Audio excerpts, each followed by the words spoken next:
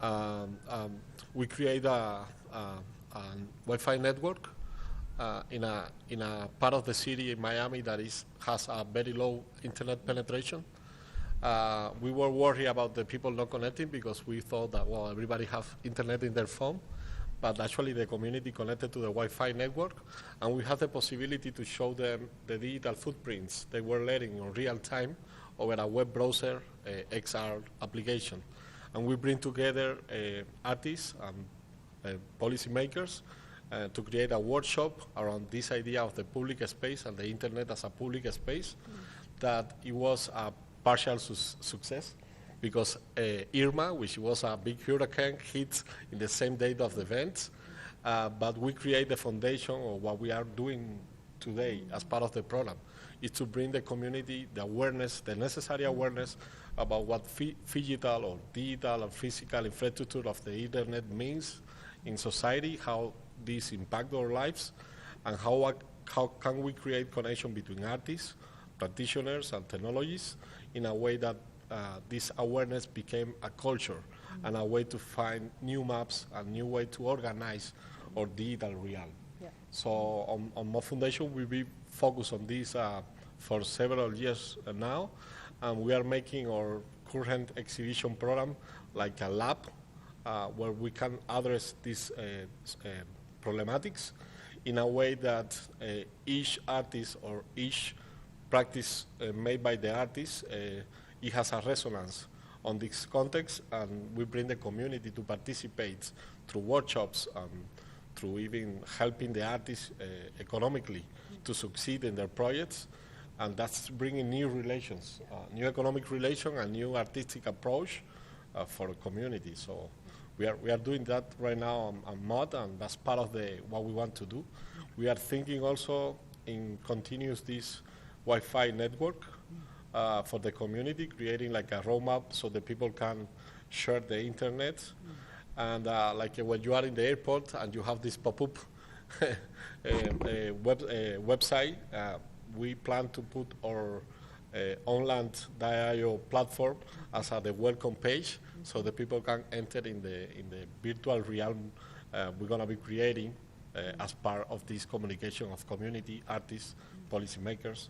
So we are very focused on that and looking ways to generate an economy which is based on collaboration more than traditional models of like galleries or museums. Yeah. I think that that's really important, and I know, Karen, you've been doing some work specifically, as you talked about, kind of in upstate, and really trying to dive in on this idea of like the geogenerational sort of divides that sort of are often a part of the sort of culture of a community, right? Like, so this idea that technology is this neutral good that is supposed to come in and do amazing, wonderful things if only you get connected. I wonder if you could talk about what that experience was actually like and how people actually sort of felt by this idea of like immersive technology coming in, you know? Yeah, it was, and still is, as I mentioned, very interesting. One of the first things that struck me is the way in which the outreach to, let's just say, people we were hoping would attend these workshops. It was basically a workshop framework. And it was the Arts Council of Wyoming County that had designed these workshops and was doing this outreach, pardon me, to their neighbors, the communities. And the way to reach these people, for one, that we learned is that it's a very large farming region, and distance is a real issue. I mean, you're traveling, the nearest town, the nearest city is maybe an hour, 45 minutes, an hour and a half. Vast distances, communication is really very, very basic. There's not much internet access. And because it's a culture, a farming culture, it relies heavily on the seasonal culture and aspects of the work at hand. So there really was a challenge in reaching these populations. And Linda Franke of the council there, Arts Council in Wyoming County, found herself, I said, well, what's your plan? What's your public engagement plan? And she said, well, we're going to print up a bunch of flyers, and we're going to go to the local markets, farmers markets, and we're going to definitely go to the annual fair, county fair, and we're going to talk to people on the streets. And I said, okay. And that's how we began to really dig down into the issue of access to the internet. Wyoming County is an extremely hard-hit economic region. It also has many families, many farming families, many in the community who really are in the position of having to make a decision between paying the monthly costs of internet connectivity or food for their families and their children. So this is another layer. It is an economic layer, and the geogenerational aspect that Cezanne referred to was something that was striking me as I'm learning more about this. And it's a very protective community because it was essentially bypassed by technology, meaning the demand was not great enough to meet the cost of supply effectively, to put in the cables, the wires, and then to have the monthly return necessary to maintain that infrastructure. And there was no policy, there's that, which is a whole different issue, but no local, regional, or state policy for providing access. So what happened as a result, and even prior to our digital age or technology age, this has been a farming community for at least a few hundred years. And survival is a key issue. And they've developed a philosophy and a system of values and a culture that is designed to protect that in order to survive. And we're digging a little deeper into that. I'll kind of hold it there for the moment. But so there's layer upon layer here, and we're really uncovering our assumptions. Yeah. Marquise, I think that this is a perfect sort of jumping off point in terms of uncovering the kind of stories and sort of work that artists that have been doing that you've been working with. So could you share a bit? No, absolutely. And as a designer, you know, for me, it starts with level setting, language, and conversations. And particularly, you know, you think about in Bell Hook's book, Belonging, when she talks about how we chart our memory. You know, we chart our life through our memory. We chart our life through remembering. And so therefore, having a platform that allows you to be able to express those memories and hold those memories, what we call archiving, is really important. If we all think about it today, most of us probably can't remember 2 or 3 phone numbers offhand. Most of us have our most precious memories in our phones. And so when we are gazing and having some off time, what many of us are doing is either looking on our archives, our phones, looking at old photos, looking at other places. And that's how we chart our life. And we're thinking about, again, when I go to the why is this so important? How are we holding memory as humans? And what does that mean as we are transferring to the digital divide? And what are the gaps we're going to be creating? Because as humans, we are charting through remembering, but we don't have the platforms that allow us to actually hold those memories in place. That is the big divide when it comes, and particularly when it comes to the next level of artists being able to express that and having the technology and the bandwidth to be able to actually go out and do the type of work and do it at a level of fidelity that is expressed a certain level of value as well. You think about design and art, unfortunately it's measured by the fidelity of the output. And that fidelity, meaning the inputs, aren't always fairly and equally distributed. So therefore, there are individuals who are not being able to express themselves at the highest level of fidelity and be able to create the highest level of value because they don't have access to digital platforms that, again, gets to the why of who we are as human and charting our memories and creating future memories as well. So that's a lot of the work that we do from a design standpoint, from a storytelling. I think that that's an important jumping off point for both a conversation about kind of, you know, how we show up in those spaces and kind of what are the attendant rights we have. Because I'm really struck by this idea that while we all think we own our devices, the data that we put on there is not something that we, you know, irrevocably have access to, and yet we are entrusting, as you said, like the notion of not just our individual memory, but a certain amount of our public memory into these spaces. So maybe we could talk a little bit about that sort of tension of the sort of digital embodiment of kind of where we're going next and how that intersects with sort of rights and privacy and sort of just the fundamental lack of even being a stakeholder in those spaces. Like, and I'm not saying stakeholder is the best we should be achieving in our digital spaces. I think ownership of the platforms is something, and ownership of the infrastructure is something we have to sort of keep in mind. But we're not even stakeholders. We're not even shareholders, right? But this is where we're holding and capturing public memory and individual memory. So could we talk a little bit about that? I mean, I'll jump in just and then send it down. But we have to think back, just again from a history standpoint, to the political economy of what we decide on in regards to Adam Smith, this labor, division of labor, and how we hold value, right? And so how we hold value means that those individuals who have put in the labor and put in the money to actually build these platforms, unfortunately, are the ones who get to own that last mile of everything. I would say they own the whole system.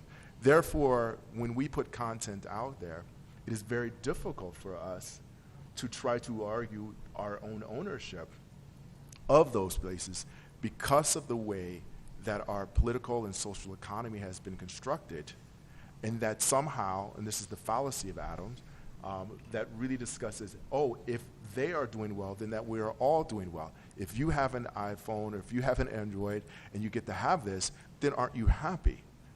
No.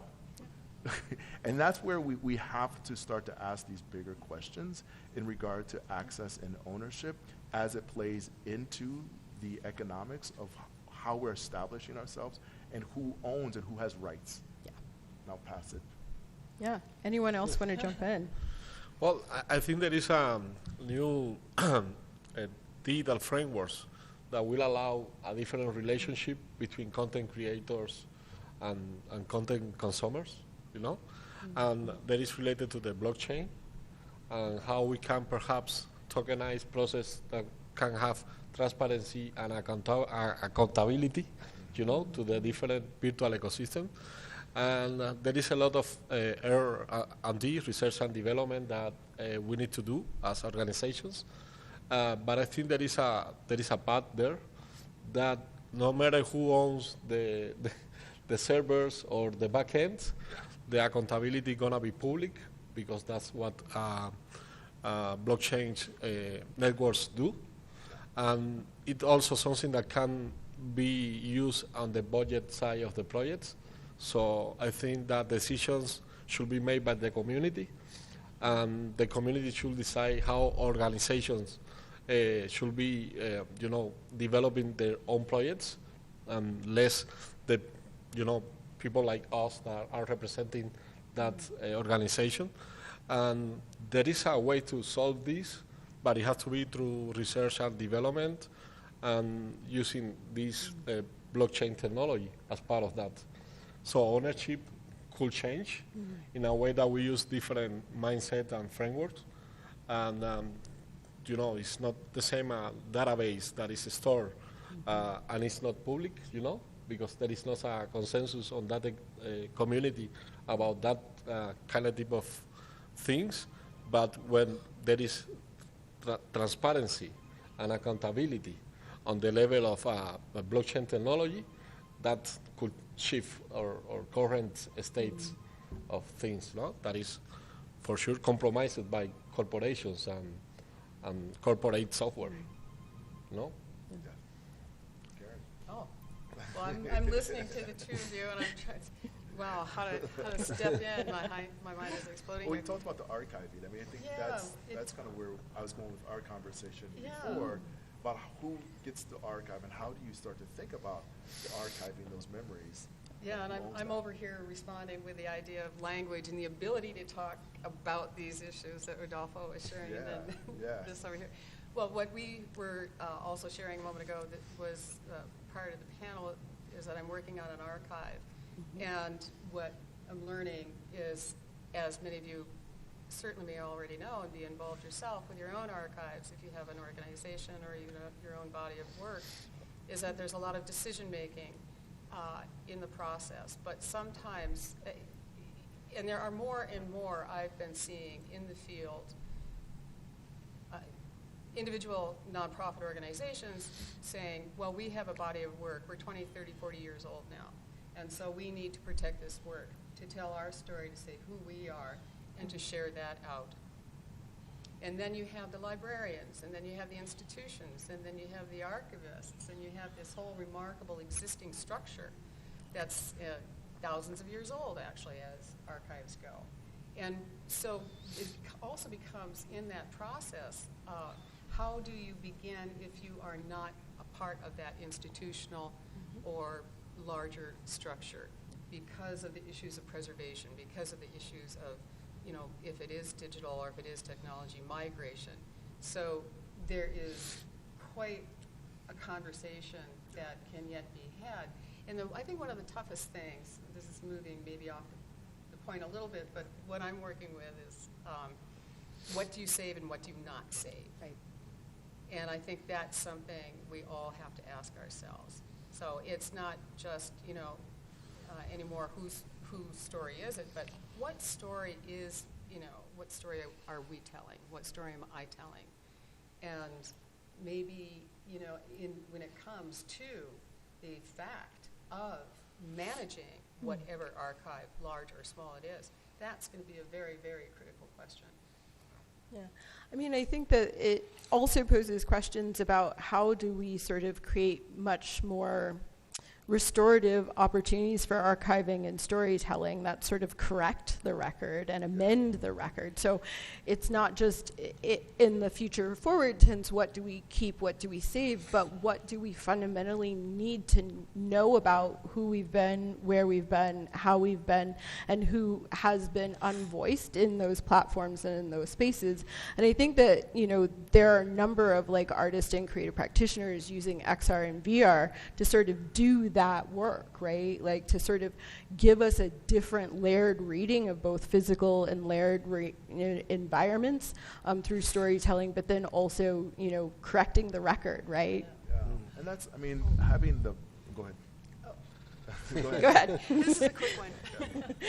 Correcting the record, maybe because I worked with the state government for so many years, but I learned to appreciate the extreme value of government support, for the arts. And in the process of this archive that I'm working with, I got to know the New York State Archives really very well. And so with correcting the story, with telling the news stories, making sure that these go out properly, I want to give a shout for working with your state agencies, working with your governments, because there's so much important decision making there and legislation which ultimately will have and does have a necessary relationship to the technologies that we're talking about and that we're here for today. One resource which is very institutional, I didn't realize how great they are in helping to reshape and retell properly and appropriately, is the Archives Partnership Trust, APT, of New York State. And they have I highly recommend at least looking them up, because there are groups that are within these institutions that do care very, very much about what Susanna's just brought up. Yeah. Marquise, do you want to bring us back in? I was going to say in 2.1, the blockchain, I think that's really important. When we talk about the archiving and we talk about the history and art, the other piece of that, and I agree with you, working with your state governments is important, and I would say that we are in a place right now where unfortunately we know that there are certain states here in this country that don't want to have recorded history, that don't want to be certain things being taught. And unfortunately, we have to make sure that there is a platform and a rights to that platform that allow individuals to continue to tell the right story. Thank goodness for places like the Schomburg system up in Harlem that has been very instrumental in a lot of the work that we've done, and being able to go into those archives in places that in many ways they were burned, they were destroyed. Luckily, someone came in and got them. The same thing with the Astor Gates and what he's doing right now with the Rebuild Project. So those are a few examples of individual donors who have basically donated a lot of their archives, a lot of their books, a lot of their memories. And I think that the ability for us to continue to fund and collect those and make sure that they're done right. The curatorial side of it, of course, is important, but I think it's also just important just to get as much data as possible, and then leveraging blockchain to help support and allow us to have a fluidity with that. Yes. Yeah, Yes. agreed. So I also think that some of the sort of undercurrents here that we're talking about is that there are sort of a fundamentally different sort of web experience or internet experience that is sort of being built currently. It's not settled. Like, we don't know if it's going to be awesome or flawed. It'll probably be a bit of both, because it always is, right? But it is fundamentally different when we think about the move towards like the semantic web and thinking about the kind of blockchain and the metaverse. And again, I think the problems that we are starting to see crop up is we still are using old metaphors for these ideas. So we're still using it's the Wild West metaphor, it's lawlessness, it's anything goes. And we say that with that sort of sense of maybe optimism that we can try new things. But I think fundamentally what we find in sort of hearkening to those metaphors is it gives us permission to fail to build the systems and protections that create justice. And so I wonder if there's other metaphors that are better for how we approach this sort of new age of the internet. And maybe we can talk just metaphorically before we talk technically how we build the new age of the internet. Another like question for me. Well, It's crazy. the first thing that came to mind, and I honestly don't know if this is a really good reply or not, but somehow, to avoid an old metaphor, you obviously either have to leave it entirely behind or create a new one. And one kind of term that has been out there for quite a while is a creative cultural industry. And it just seemed to me, that CCI came to mind when you were saying this, or posing this question, because maybe it's just about building new structures. Maybe it is just about doing it. Yeah. Just talking. I really believe in dialogue. I believe, we had already kind of mentioned this a little bit earlier, the extreme importance of knowing what you're talking about. So having the right language, having the terminology. There's a whole educational level that is like a brick and mortar level, but then really just doing it. Build that, cultural, invest culturally, and build that creative community. I guess I would add, just being comfortable with the undefined, and I'm probably coming in more as an entrepreneur, risk taker. I'm a designer, and unfortunately, when in this space, when you say you're a designer, they're going to ask you, what do you make, right? Design is the practice of adding value. It is the outcomes of that. The fidelity is very different depending on why, right? And there was a time where when you made things, everyone was makers, and we were all born artists, right? Every single person is born an artist, everyone. And unfortunately, you get to a certain place in your life, and they tell you to specialize, they tell you to focus, and they tell you to do away with playing and being messy. And I'm embracing, again, this idea of a metaphor of us just saying, we don't need to over-define right now. I would rather not over-define ever. I think it's always being fluid, and there's a generation that's coming up that is way more fluid and way more open to these conversations and not being defined by one thing. And so therefore, the metaphor is actually to be open and to not be so definitive and allowing for fluidity, even though we understand that that is vulnerable. But if you want to be curious about life, you have to be vulnerable. And unfortunately for us, that place of vulnerability is a place where we want to over-police and create policies around. And that's where we have to continue to make sure that artists and creatives are owning that platform, because we wouldn't be having this conversation today if we were driven by policies. So right now, we're driven by the artists and not by the metaphors of policies. And I have to put a plug in for the decision makers because this is an area I think we can look more closely at, even as a simple exercise. If everybody just, in their own mind, just made a list of people that you believe are decision makers, whether they're in your family, your community, your nonprofit, your public arena, whatever. And those are the people, too, that we really need to reach. We have the creative community, the artists, et cetera. And we have, the institutions. And the decision makers really need to be brought into this conversation. Or and as an easier example, is just like your nonprofit executive directors, your boards, our boards, those people who are in a position to effect change by virtue of whatever resources they have to help make change happen.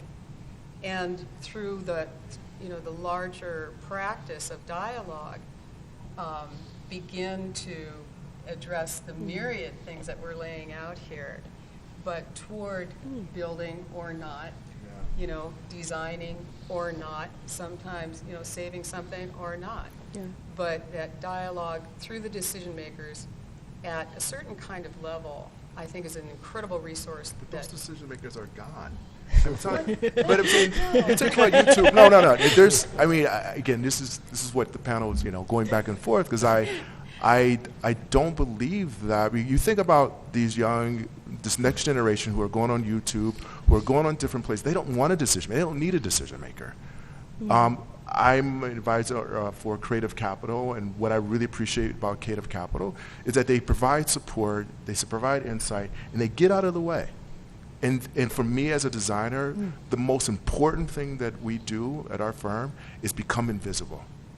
I don't want to be a decision maker. I don't want institutions anymore. We have to move away. Are there other structures? Yes.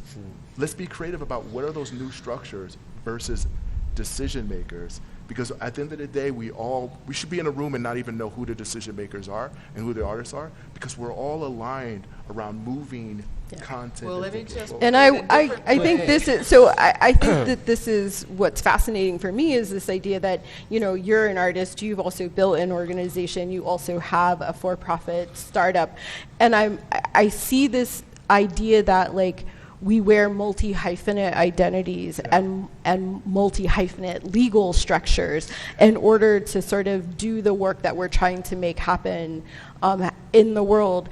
And while there are always ecosystems and structures, and man, I want to asset map right now so bad. I think it's important to sort of think about what does it take to sort of operate in those hybrids, resource those kind of hybrid, fluid, flexible structures, and how does it sort of continue to be a flex that works for us rather than something that sort of forces a compartmentalization over time that's not healthy. So maybe you could talk a little bit about your own work. Yes, well, referring a little bit to the previous question that is connected to what you just expressed, we are focused on what we call the cultural gap in relation with the history of media itself and the relationship it has with the history of art. There is a total gap at the level of institution and the government of the history of the first artists that used computers as a medium for creating a body of work that was since the beginning aesthetical or critical, but imply a knowledge that is important. It could be in the decision-making structure, but it's more important on the community-based structure and how we approach to this knowledge in a way that it has a resonance with us as a human beings using technology in every aspect of our life. So closing this gap, creating workshops and programs that address this relationship between media and society, between media and art practices since the beginning of the computer is critical. Otherwise, the people doesn't have the necessary tools to approach to this art and tech-centered practices. So at the very basic level, I think more than a definition, is important a participation on this different creative way to approach to technology. So if community have a better understanding of what is in the back end, how they can participate, how they can create tools, digital tools, and participate of the digital realm, they're gonna take better decision of the future of technology, you know? And they could help to redefine or to create new concepts around these ecosystems. So that's something that we've been trying to do at the level of the organization through educational programs. And we've been seeing how things actually change when the people who participate get a context on history about something that is not new, you know? It's actually old. I have other peers and colleagues that they don't do, for example, NFT, but they knew what blockchain was even almost at the same time that was invented. And there is all this, you know, like a buzz around art and technology that is kind of bit of a noise. And it's because society is trying to catch up with what is the history of art and technology that have more than 30 or 40 years, you know? So I think that's very important to address in a way that we redefine exhibition programs, art programs, technology tools in the different institutions.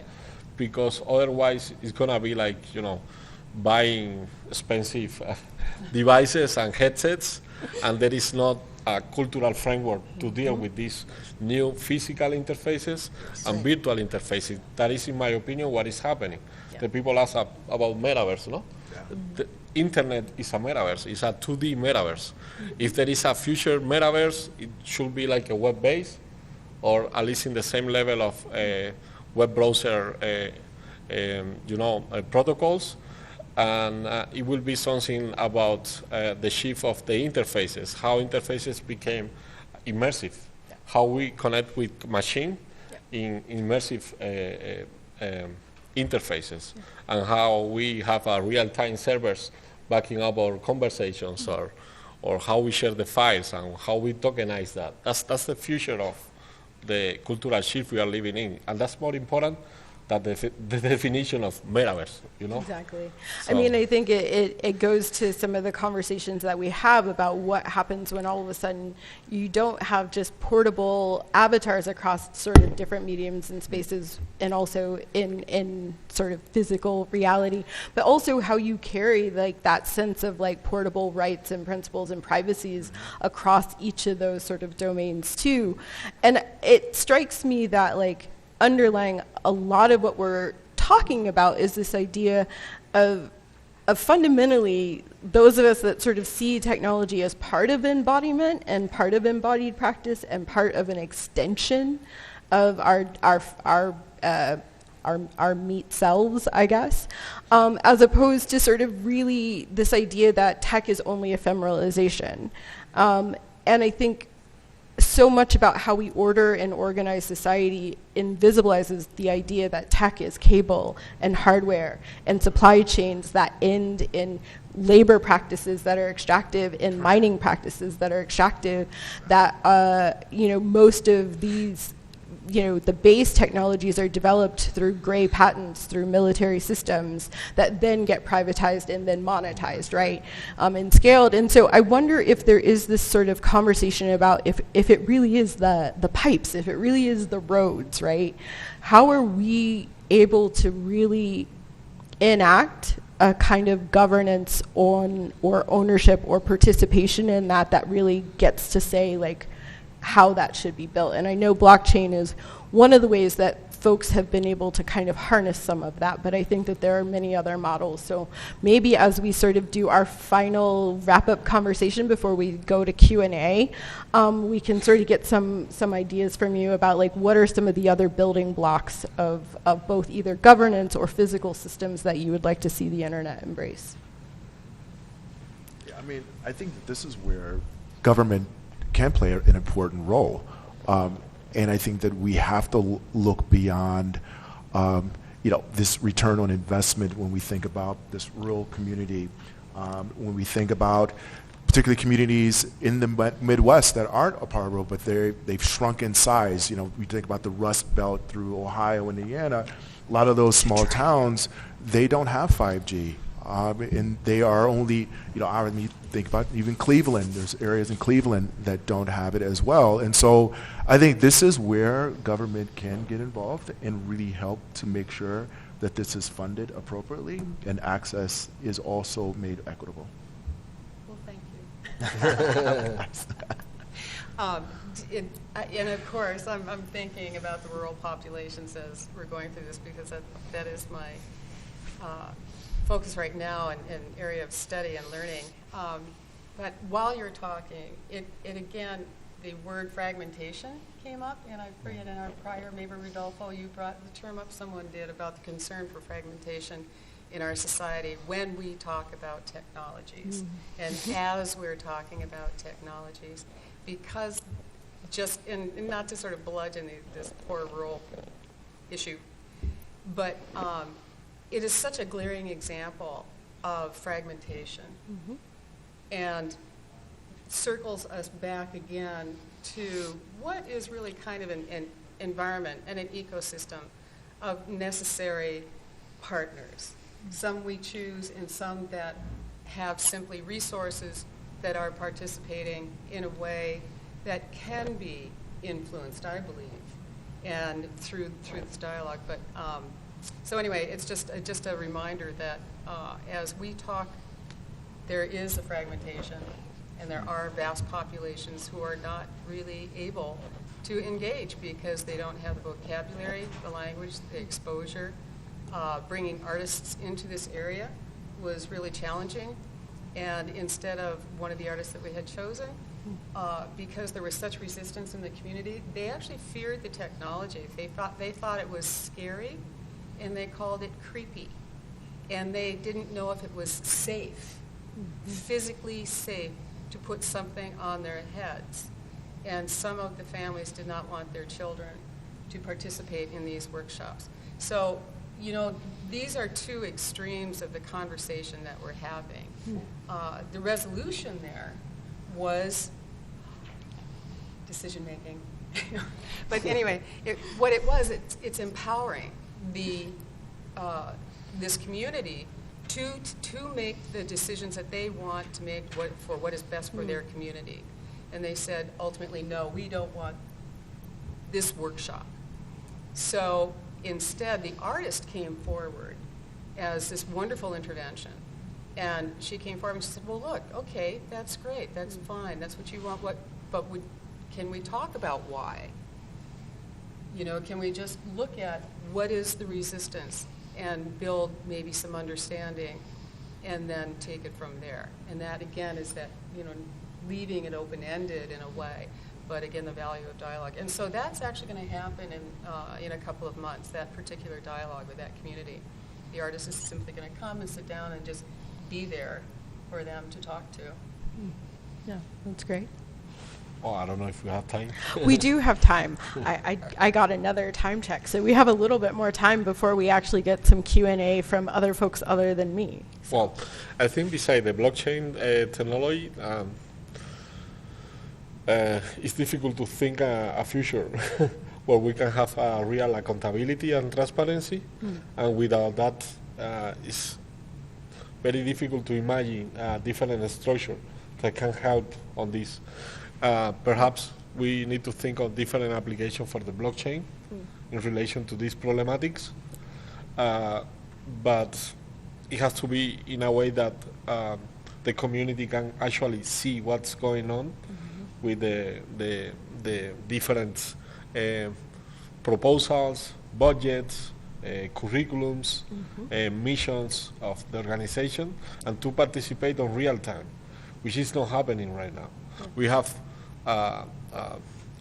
in general, a system that is based on the 17th and 18th century, and we have a technology that is totally disruptive and is forcing institutions and government to rethink or relation with this old structure. So to think about a future with different models, we need to, as I say a few minutes ago, research and develop prototypes of governance and educational approach that are not based on what we currently have in the institutions, and the school systems. Yeah, I mean, it strikes me that, we've talked a lot about the sort of shift from, I would say, government to governance, and the idea of even shifting that idea of research and development and process as a community-centered set of activities rather than something that happens behind closed doors and fully garrisoned. But it also strikes me that we put a lot of hope and a lot of stake in what artists and culture bearers and creators can do. But I'm also, really mindful of a piece of research and work that, our studio has been doing, which has actually been looking at sort of the underlying digital inclusion for BIPOC artists and creative workers. And in the same way that we sort of see, BIPOC creative workers compared to their white counterparts consistently sort of challenged in terms of equal housing access or equal sort of educational access, we also see that show up in digital inclusion, right? So, there are these sort of background sets of policies that have been the results of decision making and decision makers over time with very limited moves except for within nonprofit spaces and charitable spaces and social philanthropic spaces to try and challenge these things, because policy is moving in governments too slow to actually really respond and react, I think, to some of the fundamental access needs.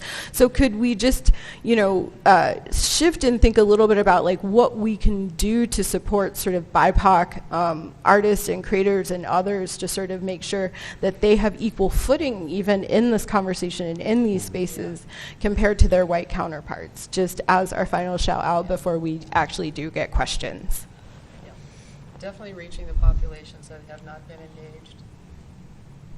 Yeah, I mean, I think that if you look at our land grant institutions, and particularly their access to patents, and specifically those patents that came out of our armed services, and their ability to accelerate those through research, and then those same professors being able to spin out of their tenure to actually start companies that are for-profit companies, you can see the path to not only just access, but also funding and support. Mm-hmm. And then when you look at historically black colleges and universities, and though there was some support when it comes to the intellectual property support, mm-hmm. which when you think about, if you can unpack the endowments and what comes back on that, and that's a whole nother exercise, you can understand and see the path when we talk about the digital divide and who is benefiting and who is not benefiting,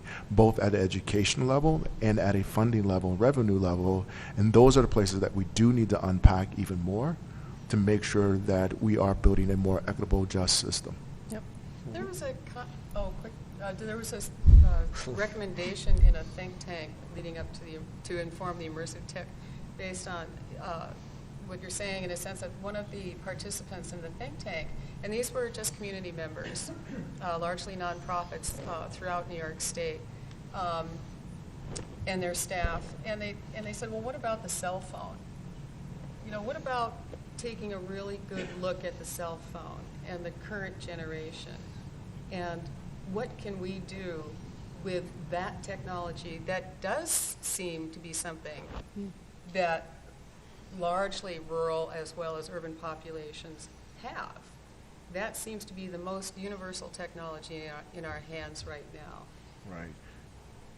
The only thing I add is that, again, when it comes to policy, when you think about the rural community, one of the easiest check boxes that we need to do is around healthcare, right, and telehealth. And so I know we're talking about art and digital divide, but if we can just use that as a proxy of an example of the limitations that are being placed on rural communities because of telehealth that is being hand strapped because of health insurance companies. Yeah. Yeah. If we think about the path to that, it's a parallel path, right? If we can get telehealth to these rural communities by building out this infrastructure, guess what else they get, Yeah. right? Yeah. They also, we close the digital divide for artists, for communication, for storytelling. But it is in the bundle of limitations when it comes to policies around who gets access and who doesn't and who's controlling that access. So some of that access, you almost have to go back and unpack around the healthcare system to also understand why some of those rural communities don't have access. And ditto some of our urban communities as well. I feel like I could go on. Sorry. Like, we could just keep diving in, but I want to actually bring up our question keeper and announcer for today. Thank you, and thank you to the panel for your discussion today. My name is Justine Chappell. I'm a member of the West staff, and I would like to thank you for your patience during all the technical troubles. And to everyone watching online, thank you for your patience as well. I would like to start a Q&A session that's a little bit different. Since technology failed us a little bit, we didn't really have the opportunity to invite members from the online space to ask questions. So if there's anyone from our quaint audience in person today who has a question, I invite you to come up here to the microphone if you are not camera or microphone shy, or you can ask it and I can repeat it into the microphone. So if you have any questions, if you are watching the stream right now and you have a question, you can put it through there and I will see it. Otherwise, I'll just open it up. Randy? Randy, You seem like you have a you question. moved. You were ready. Want to come up?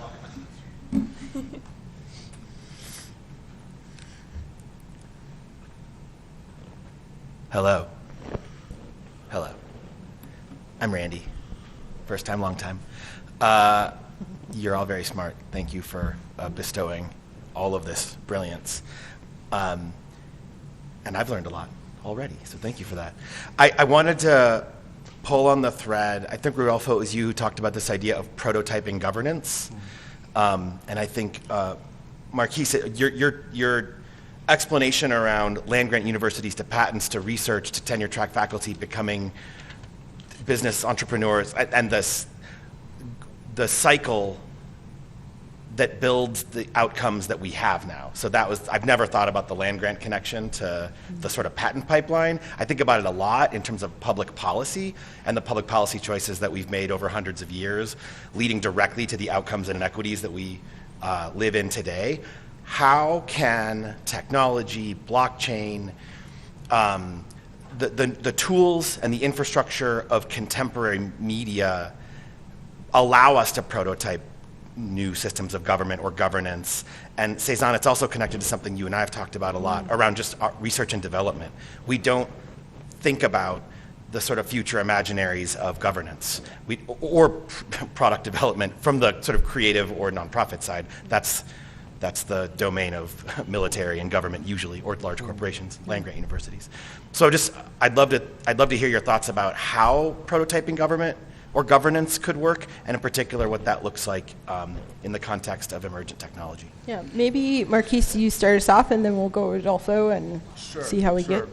You know, I would say that when you think about space and place, right? So just to play with the language, place is something like physical that you get to. The space that we're in is driven a lot by culture, and it's very hard to point a finger at what that really is.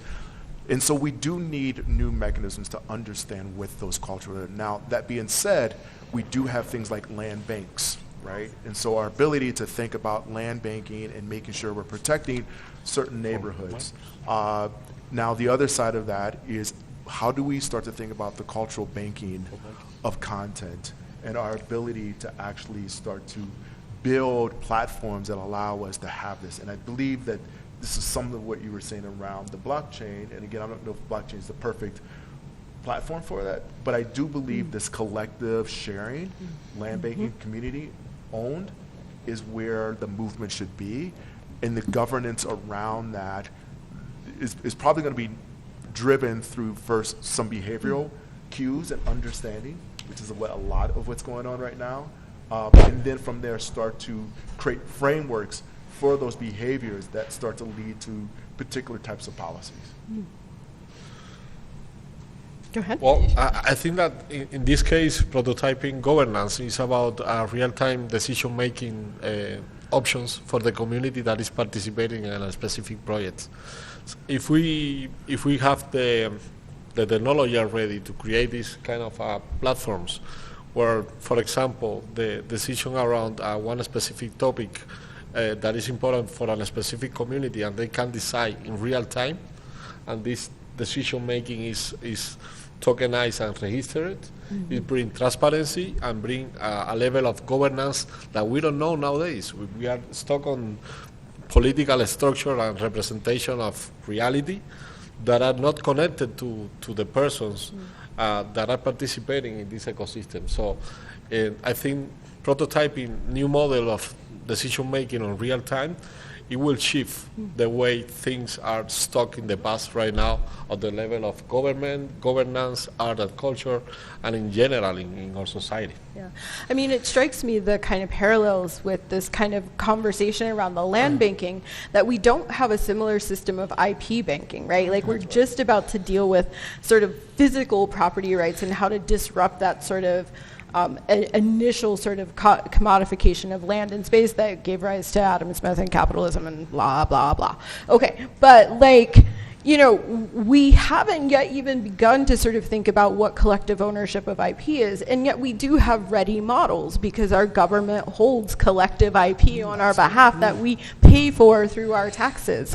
So I think that, you know, the fact that most of the way that we enter this conversation as artists and creators is this idea that, like, it's our IP, we own IP, we get to monetize IP, we get to have this one sort of monopolistic approach around our creative practice that then is what allows us to sort of have value, get awards, get monetized. But it sounds like we need to disrupt that too. Yeah, I mean, we almost don't need a GitHub for IP, right? And so for government IP, why, you know, how might we have a GitHub? I'm not sure if you all are familiar with GitHub, basically, yeah, okay, open source. And so our ability to have this open source platform that allows particularly those underserved communities and universities to go out and be able to draw and be able to monetize a lot of those ideas as well based on, you know, what they can take to the market.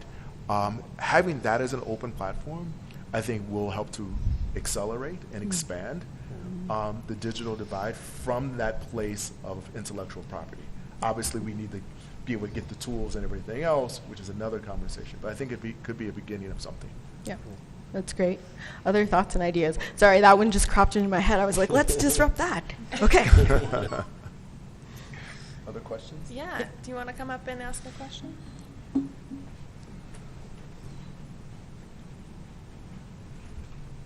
Hi, my name is Poe.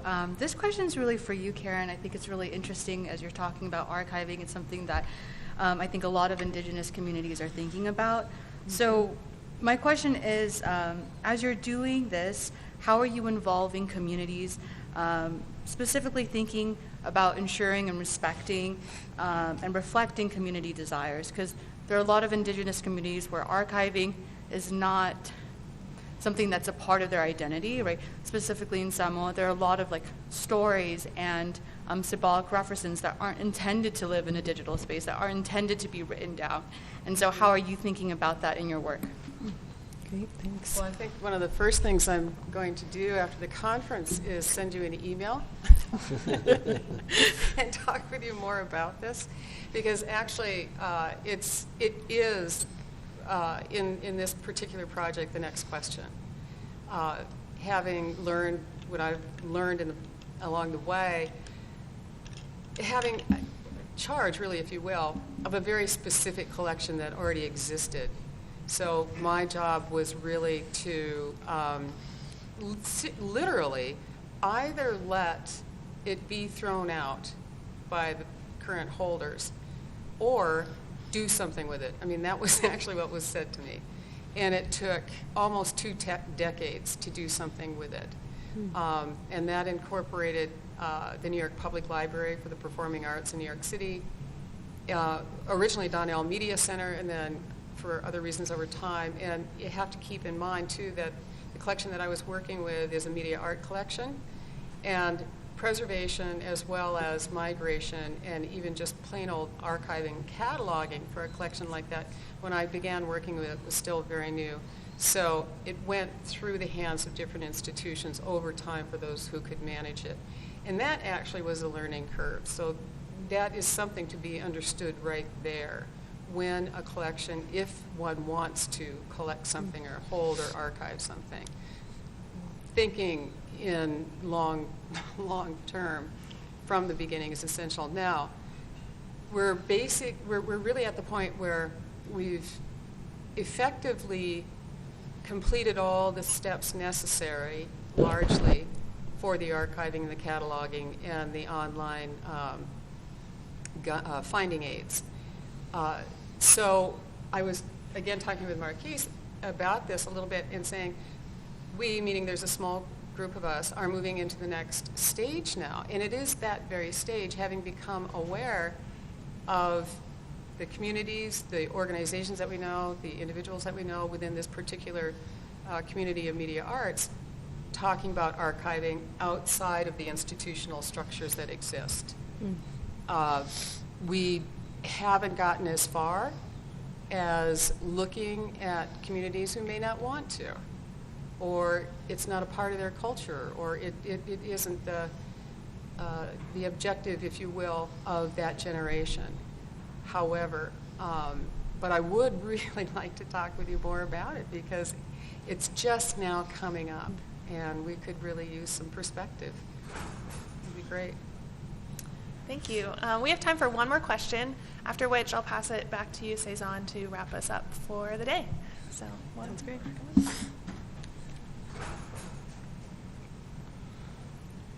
Hello, panel. Hi, everybody. My name is Alberto Mejia. I'm here with the National Association of Latino Arts and Culture. So excited to be here. And NALAC is part of a collaborative called the Intercultural Leadership Institute, along with some great organizations like Indigenous Peoples Institute, SIP Culture, Alternate Roots. And so we think a lot about intercultural practice, but I guess in a more simple term, each one of us are arts service organization or cultural service organizations. So when you think about folks like the Ely Partners, what kind of advice or imperatives do you think are important for arts serving organizations, especially BIPOC arts serving organizations, to think about when they're developing arts leaders, when they are thinking about their re-granting practices or in their advocacy work? So from what has happened today, what do you think are, I guess, some gems you think of for folks working in that space? Thank you. I mean, I sit on a couple of different boards similar to that, and my number one message is one, protecting the value of those artists and making sure that they get paid for everything that they're doing, making sure that the dignity of their work and the expression of that work is seen at this highest level. Artists automatically are leaders. Like I said before, we're all artists, and when you have taken a path that is your commitment to your life, you're a leader. And regardless of how you may lead with your voice or with your pen or your paintbrush or your hands, making sure that our organizations are building the dignity of their work. And from there, it's also making sure we're teaching what it means to be patrons. I don't like the word collecting art. To me, I'm holding space for art. I'm babysitting that art. I don't believe that you own the art. And I do believe we need to shift the language of ownership, this idea of ownership, and that an artist is basically giving us a vision into their soul when they are producing that work. And we need to make sure that the patrons that are coming around that are providing this funding have the same respect. And it's really disheartening at times when artists are like, oh my God, I'm so thankful for the money that you're giving me and I'm going to take care of it. And the donor doesn't have that same type of respect to the work. And so with a lot of the work that we do and the work that I go out and talk about, I'm on my way to Art Basel here in the next hour or so. I'm doing another talk down there and working with artists as well to really make sure patrons understand you don't own the work. You are holding the space and babysitting and taking care of the work, and that artists are paid what they should be paid, and they should be taken care of. That's great. Jump on a specific sort of, more administrative managerial response to regranting, because I think you were saying any ideas on regrants. Over the many years that we were regranting, we found that what's really important is to make sure that regrant is reserved as, I always thought of it as a place to play. I mean, it's like you should have fun with it, and take away from the design of it all the burden of any other type of administration that you have to follow. But so what that allows that regrant to do is to be, above all, responsive to the community that you are regranting, whether it's artists, whether it's other nonprofits for organizational development, whether it's to individual creatives just for consultancies. We were funding all of that, but to be timely. So meaning have flexibility in when you give that money out. And again, this is just in the design of it, or how you give it out, or even in the regranting process, the award is made, and for whatever reason the project was not completed or the purpose was not fulfilled. Fine. What's most important about a regrant that I feel that we learned was supporting the applicant in the hope that in their wish to do what they feel they need to do, and then to remove as many restrictions as possible, and also keep track of the environment of the times. And if it's going to be, organizational development, just make sure that regrant in the application language can speak broadly enough so that the applicant doesn't have to get locked into the regrantor's objectives. So just shove it all out. Well, in our case, we are also like a prototyping new relationship between economy and artist practices, and also how we work as an organization, and in a way to fuel or accelerate the way we get the resources, and that is also related to the for-profit. I have this small startup. We develop immersive technology, and that's what has been able to put more foundation work, in a pipeline. If I had to wait to explain what immersive technology is and how important it is on the ground-making side, which is very difficult and time-consuming, I won't be here right now. So we need to find the way to redefine how we create economies around these leaderships and artists that are creating cultural content that could be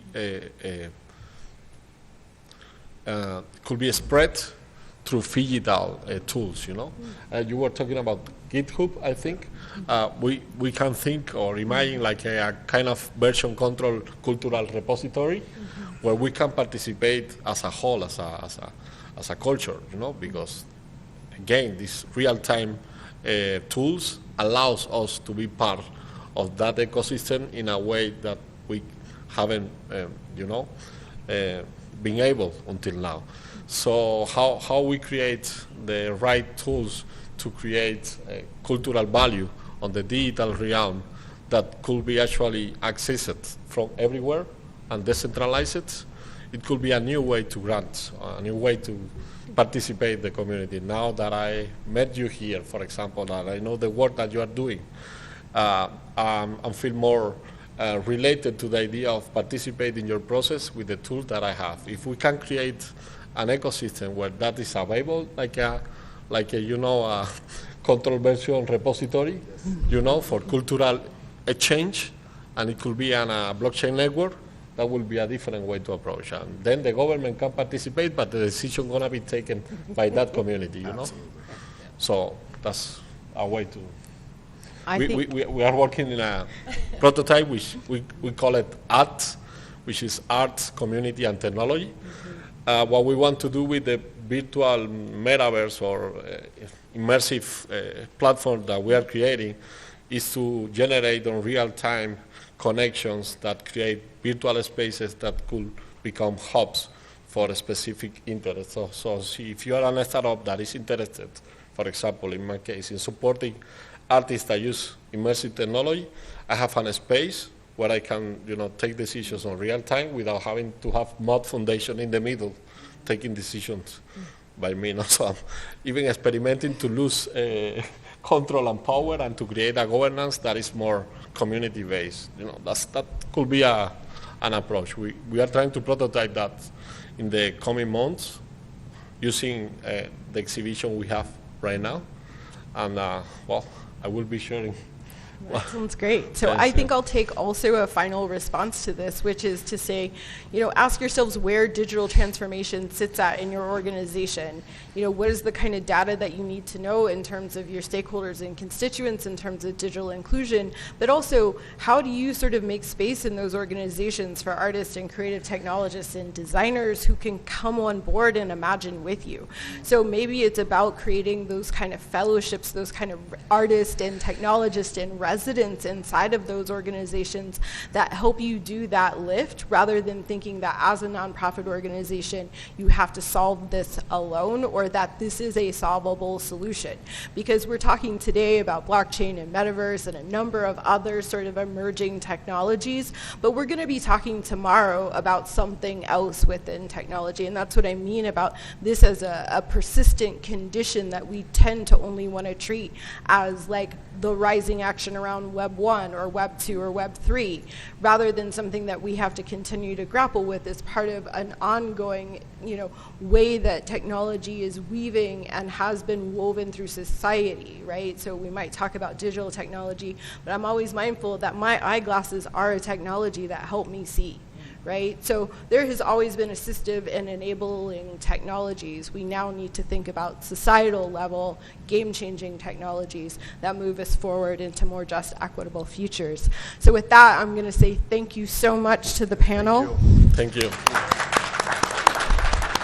I hope everyone who is listening online and had a chance to sort of hear the conversation sticks around for many more robust conversations around civic imaginaries and alternative economies over the next several days. But thank you again to WestAF, and thank you to everybody in the room for bearing with us. Have a great one. Thank you. Thank you. Thank you.